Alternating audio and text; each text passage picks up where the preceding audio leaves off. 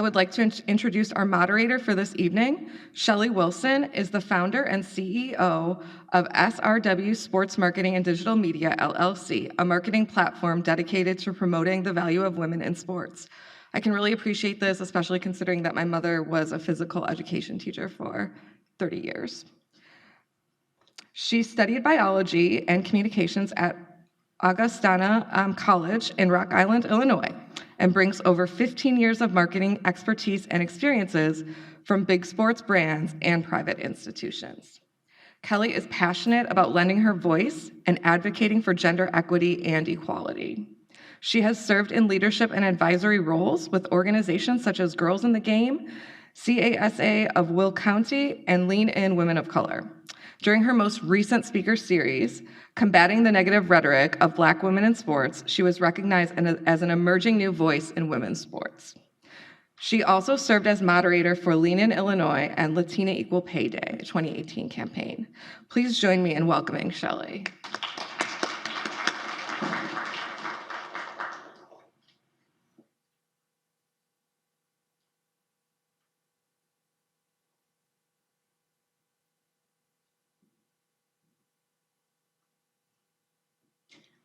Good evening. Thank you so much for coming out tonight to what I believe is one of the most better ways of rounding out our Women's History Month. So thank you once again. I'd like to thank the Chicago Council on Science and Technology for setting the stage for our conversation, as well as the opportunity. Northwestern University, thank you so much for being our host location. And without further ado, I'd like to introduce our esteemed featured guest, starting with Dr. Julianne Rutherford. Dr. Rutherford is an associate professor of women, children, and family health science in the College of Nursing at the University of Illinois at Chicago, UIC, serving master's level midwifery and women's health nurse practitioner students, as well as PhD students. Dr. Rutherford's current projects looks to address how the period of prenatal development impacts reproductive development and function into adulthood, and that of subsequent generations. Additionally, Dr. Rutherford is part of a 4-woman team that have published the groundbreaking SAFE study about sexual harassment and assault in the field sciences, with the first paper published in 2014 and the follow-up published in 2017. Please welcome Dr. Julianne Rutherford.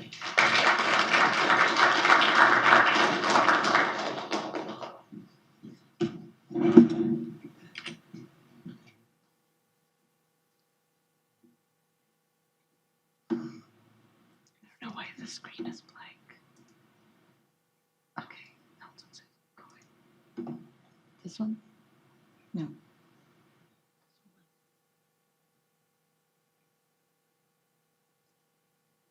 Okay. Thank you, Shelley, for that introduction, and thank you all for coming tonight and joining us for what I hope is an enlightening and productive conversation about where we are and where we can go. And before I get into the substance of what I want to talk to you tonight, I want to include in the room my co-authors, my team members on this work, because as I hope most of you know, no scientist, no academic does it alone.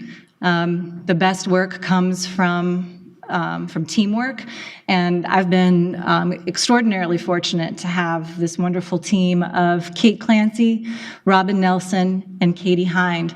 And I want to tell you a little bit about how we came to be a team working on this particular subject, because it was not our initial scholarship. We are all I don't have that slide there, so let me tell you. We are all biological anthropologists, and so we all knew each other through work, through professional circles.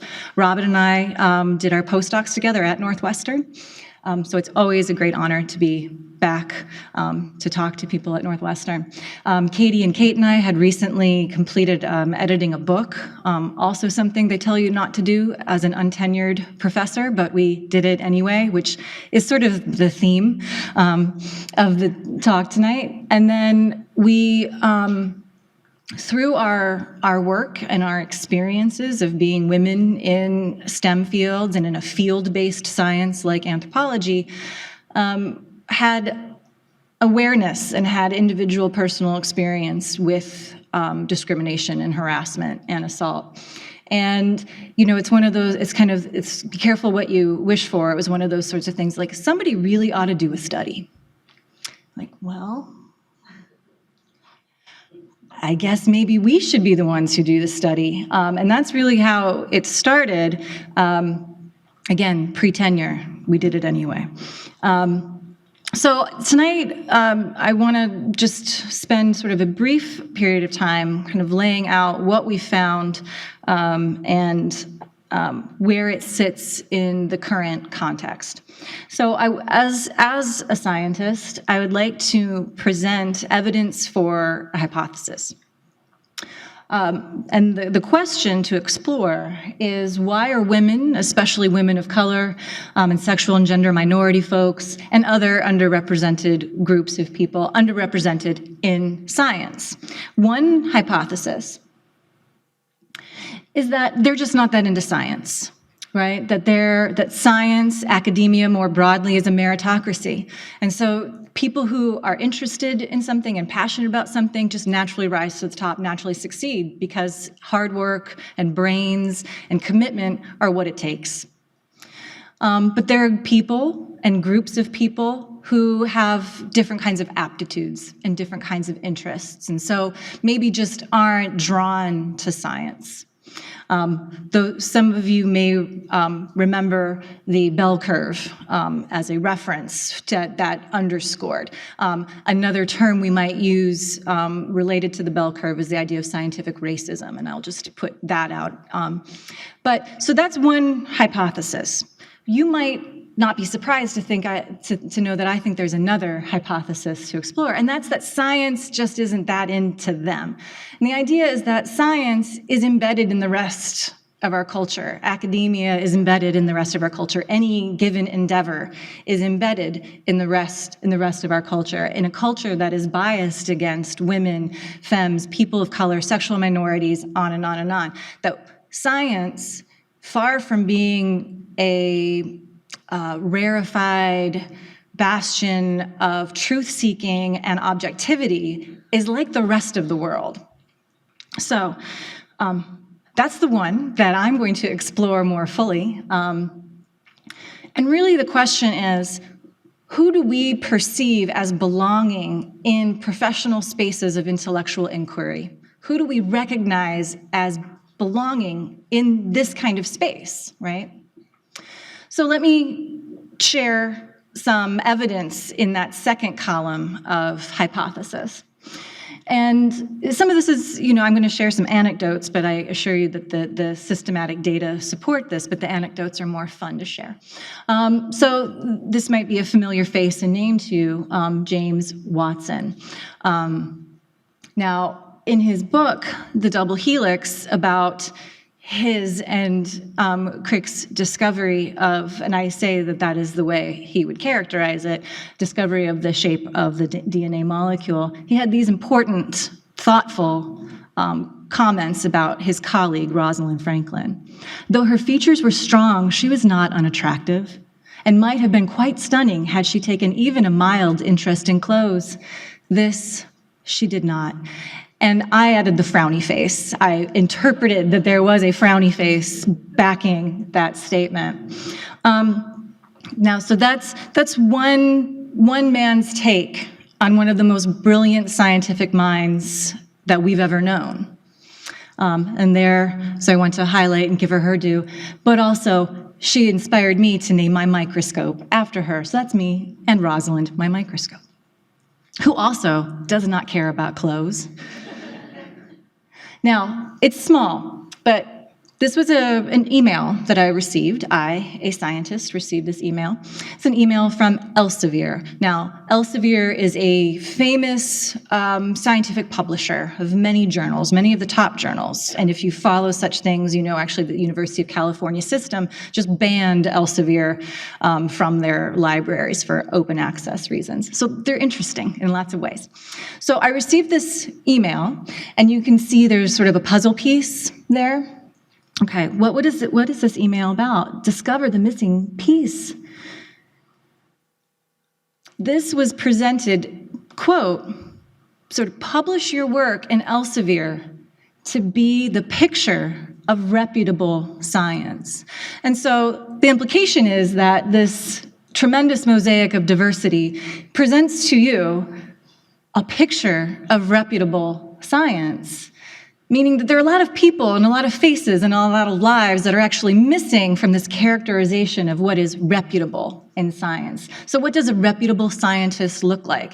And has anybody done an image search, a Google image search of scientist?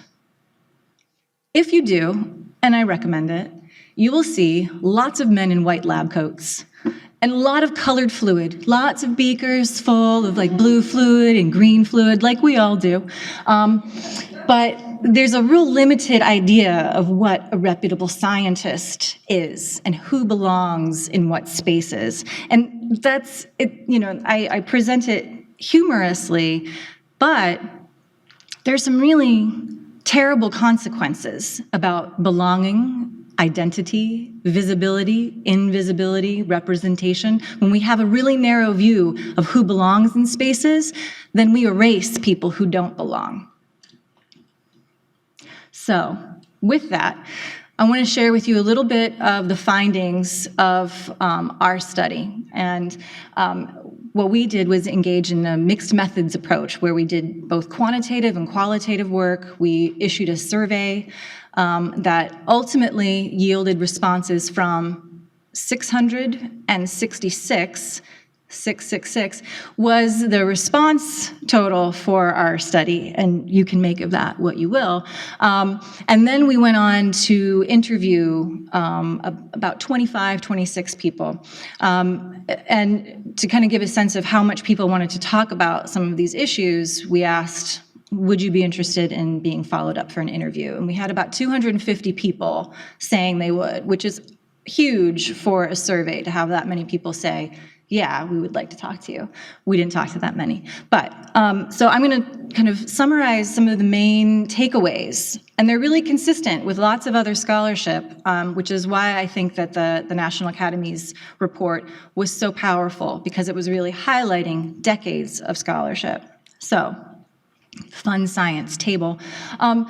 Who is targeted? Who are the survivors of these kinds of incidences in field sciences? Well, both women and men report both sexual harassment and sexual assault. But the numbers are quite different. They're quite starkly different in terms of quantifying an experience and understanding what the number means for an overall shared experience across a group of people. So while overall we actually showed that a majority overall of our respondents reported sexual harassment, 71% of women, as opposed to 41% of men, reported being sexually harassed. 26% of women versus 6% of men reported being sexually assaulted in the field. Across gender, and I should note, because it's really important to understand what data are telling you, and it's really important to understand what data are not telling you. And our sample, self-reported, was very white, very North American, and very straight. So that's who I'm telling you about. That's who these numbers represent. And so it's really important, because there's a lot I can't tell you, but I'll come back to that. But across gender, in this binary way, we see that most likely these events are going to happen early in your career. So our average target, or average person who experiences this, is going to be a woman early in her training. And I want to note that trainee here was student, so undergraduate, graduate student, and postdoc. And within that, there's, of course, a big range of experience and authority, but all of them are dependent on people above them for financial support, professional support, et cetera. We even had high school students responding, so, which is very sad, but we had people who had taken like summer field courses, like a summer archaeology class, that kind of thing. So, women early in their career, most likely. And it starts to kind of diminish, the experience diminishes. And what was really interesting is the response that we got from a lot of our sort of more senior women in authority positions in our discipline. They were really surprised by our findings because they thought that it was getting better because they weren't experiencing it as much. But that's because they're no longer in the trainee stage. They are now occupying places of authority and seniority. They are not in the targeted demographic. But what happens is when you slip out of that targeted demographic, you run the risk of not seeing it anymore and not recognizing it as a problem. So that was a really kind of interesting reaction to the work. Now, who are the perpetrators? The perpetrator, it depends on who the target is. And one thing I want to highlight, well, I don't know which button, but if you see over to the far left, you see that column of local community member. This is really important because the bulk, I would say, of our respondents were anthropologists. And I think the conventional wisdom was, well, when these things happen in the field, it's the locals. They don't share our culture. They don't share our values. So they're probably the ones really causing it. Now, that raises a lot of questions about the sort of the colonialist nature of the work that we do and where we go and our expectations for people who look different from us and don't share our values. A really important critique of a lot of Western academia, especially those of us who go out and do discovery. But what you'll see is that while that accounts for some of it, that does not explain the fullness of the phenomenon. So if we look at the shape, the relative shape of the relationship of the bars is the same. So let's look down at the bottom just so we have something to focus on for sexual contact, unwanted physical contact. If you look at peer and superior, the two categories on the far right, the red bars, women, blue bars, men. And you'll see that there's a difference of experience here too. So for women, they're far more likely to be targeted by somebody who's superior to them, who has authority over them. Men are more likely to be targeted by peers, people who are on a same plane of authority, access, title, maybe salary, etc. So what I like about this is that it shows, this is quantitative data, but it expresses a different quality of the experience, right? Men and women are experiencing something quite different from each other. And why does that matter? Well, if we look at workplace literature, kind of all workplace, and so here's just sort of a schematic of what I'm describing here, kind of horizontal transmission for men, vertical transmission of abuse for women. The problem is when the perpetrator is a superior, someone with authority and power over you and power over your career decisions, career experience, there is evidence from multiple studies that there's greater job dissatisfaction, a lessening of commitment, greater psychological distress, other studies that show cognitive deficits when the perpetrator of abuse is someone with power over you. And why is that? Because someone who is in that position, they represent the institution. They represent the person that you should logically be able to go to help resolve an issue in the workplace. But if they are committing the issue at the workplace, where do you go? Because they represent the seat of power.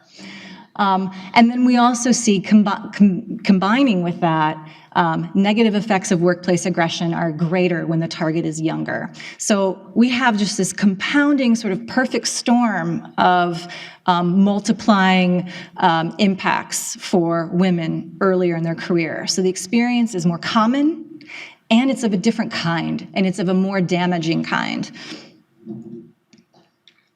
So What does that look like, right? So we can show this happens, it happens a lot, it happens to certain groups of people more than it happens to other groups of people. You could ask, so what? What does that have to do with, is that in itself a problem? Well, I would argue, yes, it is, and I know you would too. But I would like to tell you from the qualitative aspect, what is it like? What does it feel like to have this happen?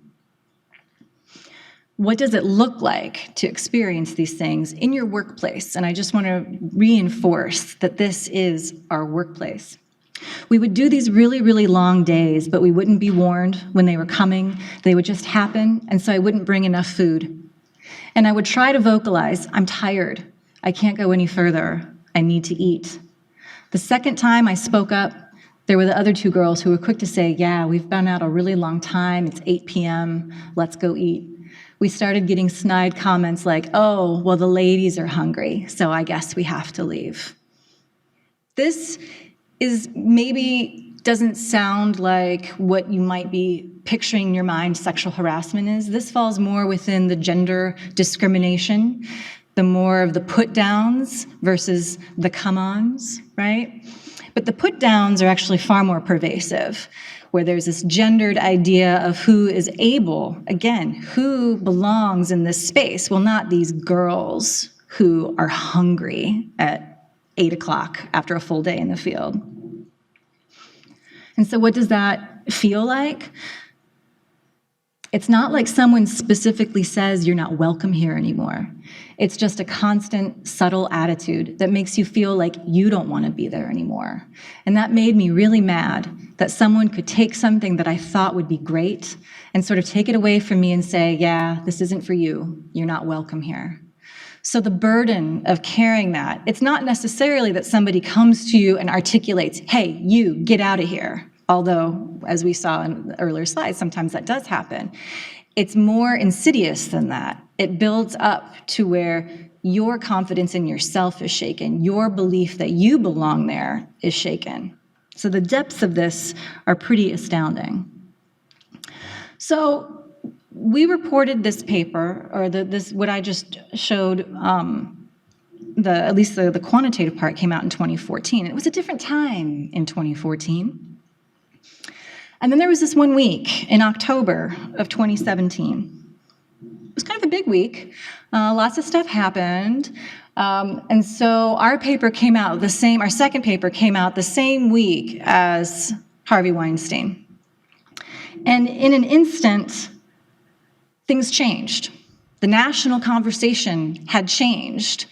And Me Too, which was a movement begun by Tarana Burke actually many, many years ago, took flight thanks to social media and kind of gave a rallying cry for women across many industries that this was a problem. This was something that pervaded multiple industries.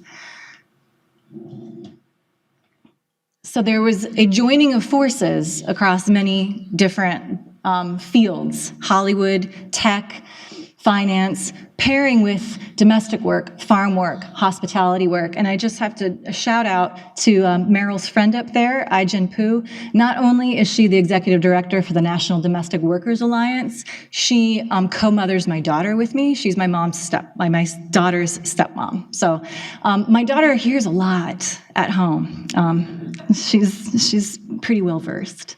But I think what we also have to remember, because it seems to not have caught on and kind of hooked on totally to this national movement, still somewhat separate, is that this happens in academia too. And again, I think it's because of our reputation and our self-indulgent belief in the ivory tower as being this place of protected, liberal in the sense of kind of a true liberal education where everyone is welcome, all ideas are welcome, and there is this objective pursuit of the truth, which are maybe not related to things like finance, but we have that shield for academia.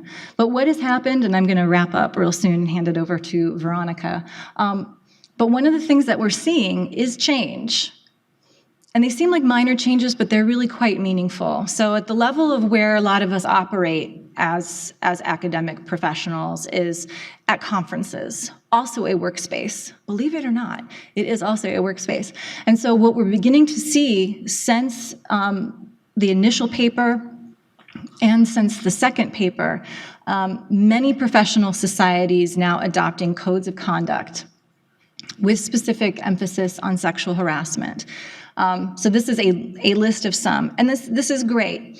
But one of the things that our work also shows and is reinforced by others is that the best codes of conduct are the ones that are enforced. It's great to have policies, and we have spent a lot of time, especially through Title IX kinds of avenues, to implement policies.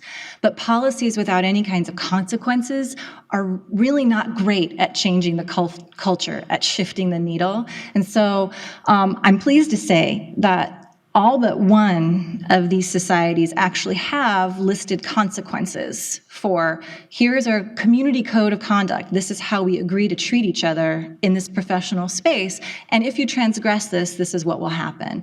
And they're things like, you'll be asked to leave the meeting. You will be barred from the society. This is not a legal entity that can do much in that way, but they have power, they have social power, right? The social capital of being a respected member of your professional society. Well, a professional society can decide to take that away from you by asking you to leave, by taking away your membership, by calling the authorities, by reporting you to your home institution. And all of these different associations have varying language. So the exception is the top one, mine, American Association of Physical Anthropologists, the one society here that actually involves working with people. So we're working on that, and I've been working with the executive committee and the ethics committee, and we are on board any day now. It takes 2 years to go through executive committee, but it's like blink of an eye, and we will have that change in our professional society. Colleen mentioned this important study, and I think maybe we'll talk more about it, but the National Academies of Science, Engineering, and Medicine released a study just last summer that really highlighted that we need to think about sexual harassment in a broad way and really recognize gender discrimination in many different forms it takes. And that people don't always know where to report, and the problem is we still have an issue of when people report, their experiences are usually still really terrible because the culture hasn't really shifted. We've provided all these mechanisms for people to report, but we haven't shifted the behavior and the response to those reportings, and so that's where we still have some work to do. There's been some tremendous movement with our federal funders. So at a big university like this and like mine at UIC, we are very much tied to our federal funding. And a lot of perpetrators can hide behind their federal funding because they bring money. They are money makers for universities. So there has been a movement, NSF, National Science Foundation, and the National Institutes of Health to recognize a responsibility in funding potential perpetrators and putting institutions on notice for the behavior of their PIs, the principal investigators, the folks who are funded, with the possibility of having funding revoked, which no institution wants. So how that's going to work out, the mechanics of that, they're still complicated, but it is change, it is movement. It is something that was unthinkable just a few years ago. And then just most recently, NIH sort of stepping up a little bit belatedly. They got pushed really hard on social media. It's a force for good, use it. Saying we're sorry that it has taken this long to acknowledge and address the climate and culture that has caused such harm. We are concerned that NIH has been part of the problem. We are determined to become part of the solution. So recognizing complicitness is a really important part to moving forward, and so we're seeing that kind of movement. And what I want to end with before we move on is each one of these dots is a person. We can get lost behind bar graphs and pie charts and percentages and numbers. We have to remember they represent people. They represent lives. They represent lost innovations to science. They represent people who said, you know what, I give up. I can't do this anymore. They represent people who just move horizontally from lab to lab to lab to lab and never become an independent researcher. So we have to think about what we've lost, the quality of life, the sense of confidence and belonging that have been taken away from individual people. And you can see at the left our full sample all the way through to kind of the pathway of experience to the number of people who were satisfied by the outcome of the experience they had in reporting and trying to get some kind of remedy, some kind of justice through their experience. And we need to do a lot better for all of these people. And I'm very grateful to all of the dots who stepped in to share their stories with us so that I could share them with you today. Thank you.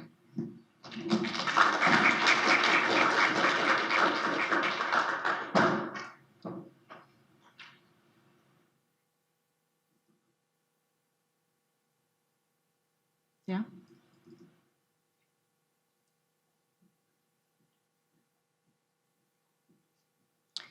Thank you, Julianne, for sharing the wonderful insights. Wow, it was point on for me. So for our next featured guests, I'd like to introduce Veronica Arreola, who is the director for the University of Illinois at Chicago UIC Latinas Gaining Access to Networks for Advancement in Science program.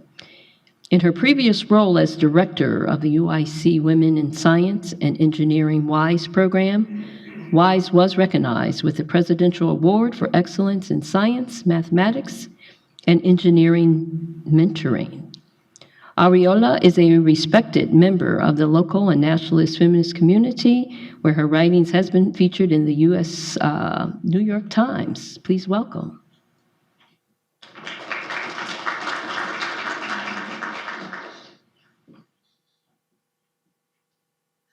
Thank you. All right. Hi, everybody. Let me get this started. So this is set up beautifully because when I talk about sexual harassment, Me Too, within STEM, within my professional work, I often start by talking about Dr. Rutherford's work. I have been at UIC for over 20 years, working on diversifying the STEM fields. Previously, working in our Women in Science and Engineering program, and now focusing on our Latinx students in science. And I got to that space because I started off at UIC as an undergraduate in biology. And as I like to say, I was dragged into the Women's Studies department to earn a minor in that field. And the way they lured me in there was to say, there is a problem in science in terms of representation, in terms of who gets to do science and who goes on to be professionals and professors. And I was blown out of the water. I was like, get out. I came here to be a marine biologist, not study feminism. But that's what, they hooked me, and that's what I've been doing ever since. And I will say that throughout the years of my work, when I work with undergraduate students, I'm often interacting with their parents. And within the Women in Science program, I often interacted with parents because we also worked with high school students and younger, going out to science fairs, any sort of like a Girl Scout Girl Scouts have a STEM-a-palooza where we set up a table and have a hands-on experiment, all those sorts of things. And throughout the years, parents do often ask me, why should I let my daughter go into a field where they're going to be outnumbered by men? And then as the last couple of years, this last year or so with the Me Too conversation has added to that part of the conversation. What is happening? Is there sexual harassment? Are they safe? Because as I say, I've been doing this work for about 20 years, so parents were already aware that there is a safety concern in terms of, my daughter took a robotics camp and she was the only girl out of a dozen. So as parents, we're very paternalistic, very safety conscious, so they knew that there was something going on. There was like a recipe for trouble in there. And so part of my job now is to talk about how there is sexual harassment in science, in academia, but it's not unique. So as the Stop Street Harassment organization did a huge survey of people in the United States and found that 81% of women reported they had some sort of experience with sexual harassment. And just as Dr. Rutherford's work showed, men do experience that as well, but just not at the same level. This is a chart of the different fields, the top fields that have the most reports of sexual harassment. At the top are accommodation and food services. So basically the people who work in our hotels and serve us food. So there is a huge, huge movement that started even before Me Too, to make sure that the women who clean our hotel rooms are safe. That the women, primarily the women who serve our food, don't have to take that slap on the butt that is often played off as a joke in movies. One of the great moments is during Charlie's Angels, the second movie with Drew Barrymore, got her butt slapped in a bar and she threw the guy across the room. And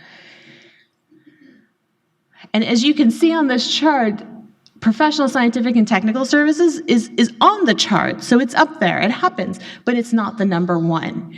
And what I like to also point out is that education is on there. Healthcare is on there. Healthcare, women are dominant in the healthcare fields. They're at least half, if not more, of the medical school students. And then, of course, if we add in nursing, nurse techs, PAs, all of that, women dominate those fields. And yet, we still see this high rate of harassment. Oops. Let me go back. And this is just also reinforcing my point out that people who work in restaurants experience a lot of harassment as well. And then in corporate America, it's not just service. But 41% of women in media and entertainment, they have been sexually harassed by a colleague or a boss. Women in media get death threats and rape threats like nobody's business because they're out front. They're either telling a story, reporting facts, or they're writing opinion pieces. And people don't like women with opinions, especially on the internet.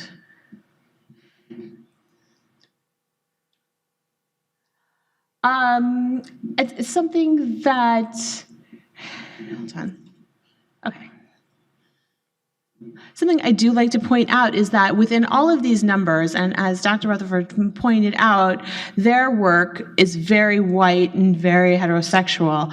So if we think that that is the base, and if we can agree on the fact that white, cisgendered women in the United States are a pretty valued, protected class in our society as culture, that anyone who deviates from that, women of color, queer people, people with disabilities, are probably experiencing whatever her teams reported to an even greater extent. And we see that in some of this work, that if we're not hearing stories from women of color, from queer people, from anyone who deviates from what we like to think of as the norm society, that they are experiencing sexual harassment and assault at a higher rate. And And this adds into the complex nature of recruiting girls into STEM, because we know that even before Me Too, that there are problems. As I said, I've been working on this question for 20 years. And Joan Williams and the UC Center for Work-Life Law has done surveys and interviews that talk about, like, half of Black women and Latinas in STEM often get thought of as mistaken as janitors or the assistants, the administrative assistants, not as scientists. They also experience what is called this double jeopardy and have to go through these 4 different steps. Prove it again. I think if you're a woman, you probably have experienced this, where you have to prove even your point even more, bring on more evidence. It's a little bit like the Ginger Rogers thing. Instead of dancing backwards in heels, we've got to have twice as much data and twice as much analysis in order for our points to be heard. The tightrope. So that is where, as women, we have to be seen, but we don't want to be seen too much. We might want to look feminine so that people like us, and we will smile so people like us. But if we smile too long and keep that eyes a little, somebody thinks we like them. And then we also have the maternal wall to contend with, whether or not we actually do reproduce. Somebody's going to think, most people think we will reproduce one day and are probably waiting for us to come into their office and say that we're pregnant and we'll need a semester or 2 off. And then the tug of war. This is what Joan Williams talks about, where they talk about how, because there are so few women in some STEM fields, that when you become known, then you want to protect that territory. You are the woman who does X, Y, and Z, because it becomes a title almost, and you want to protect that. And so there's this tug of war between whether or not you want to help out the grad students that are behind you, or if you're going to be the queen bee of your field or not. And this usually happens because we know what we've experienced that bias early on our careers. And so once we have this status, we want to protect it fiercely.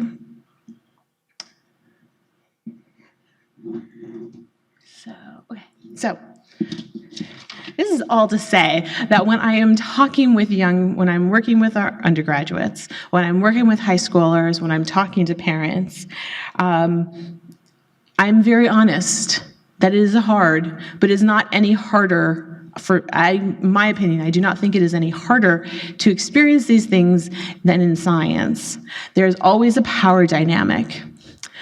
In some ways, it is a little harder, though, I do have to admit, because science can feel like a smaller community. So if somebody is, their advisor is harassing them, they can't just up and leave. There's a process. But we've seen those same kind of scenarios happen in the military, if we followed any of that conversation that also happened prior to Me Too.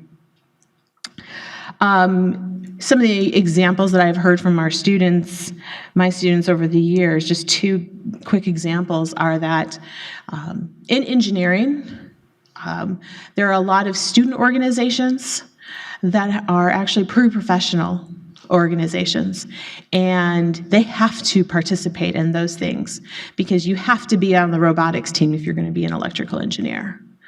And one student came to me very frustrated and exasperated because she went, and then very soon afterwards, the president of that organization started texting her for dates.